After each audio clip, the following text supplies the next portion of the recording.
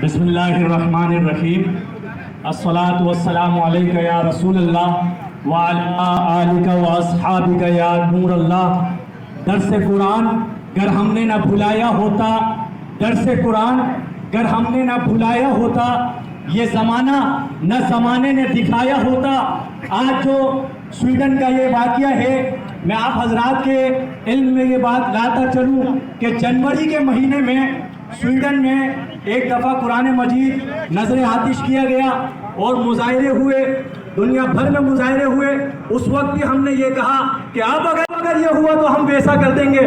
آج پھر یہ واقعہ ہوا اور سویڈن میں پھر عید کے دن ایسی مسجد کے باہر قرآن مجید کو نظر آتش کیا گیا کہ جہاں 10,000 نمازی نماز پڑھ سکتے ہیں۔ اس مسجد سے جب نمازی نکل رہے ہیں تو ان کی آنکھوں کے سامنے قرآن مجید نظر آتش کیا جا رہا ہے۔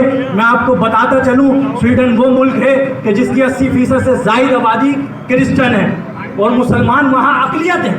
ایسے ملک میں جب مذہبی رواداری کا یہ حال کیا جائے گا تو مسلم امہ کیسے خاموش رہے؟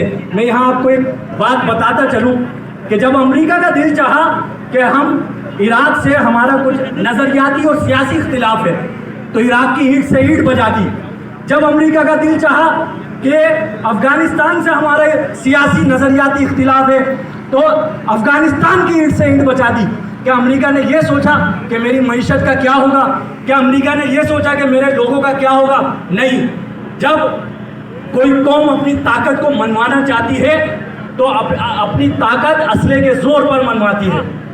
ہم اگر آج قرآن مجید نظر آتش ہونے کے بعد بھی ہم صرف یہاں آئیں اور مظاہرے کریں، ہمارا وزیر اعظم کہتا ہے تمام لوگ نکلو اور مظاہرہ کرو۔ ارے بھائی، مظاہرہ کرنے سے سویڈن کو کیا فرق پڑے گا؟